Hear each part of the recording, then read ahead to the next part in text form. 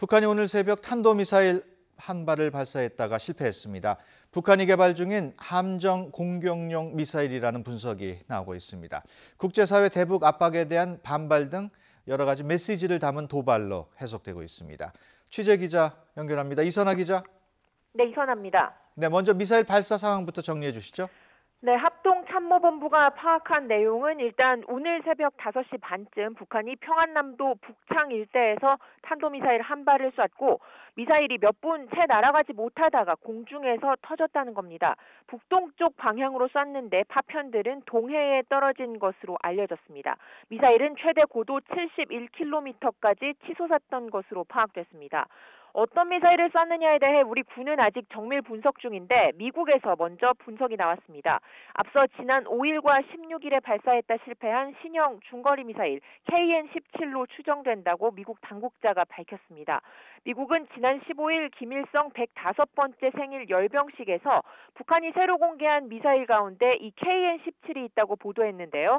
기존 스커드 미사일을 함정 공격용으로 개량한 겁니다. 올해 들어서만 3번째 시험 발사에서 3번 모두 실패한 셈입니다. 최근 미국이 한반도에 핵추진 항공모함과 핵추진 잠수함을 출동시킨 데 대한 반발의 뜻으로 볼 수 있습니다. 오늘 새벽에 북핵 문제를 주제로 처음으로 유엔에서 외교장관 회의가 열렸는데 미국이 강력한 경고 메시지를 내놨다고요?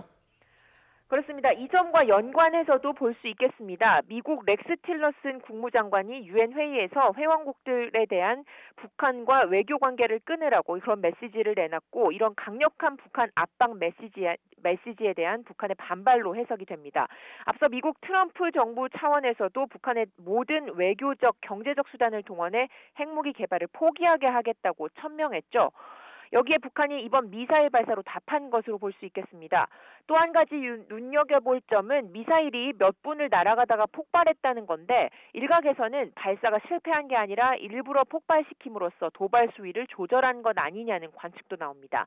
미국이 북한의 비핵화를 위한 대화 가능성은 열어놨다는 점에서 대형 도발을 자제한 거라는 겁니다. 하지만 미국이 내거는 대화의 목표는 북한이 핵탄두 수를 늘리지 않고 핵물질 보유량도 줄이는 거기 때문에 북한이 이에 응할지는 미지수라는 분석이 많습니다. 결국 뜻대로 되지 않을 경우 다시 핵실험이나 대륙간 탄도미사일 시험 발사에 나설 거라는 우려는 여전합니다. 지금까지 YTN 이선아입니다.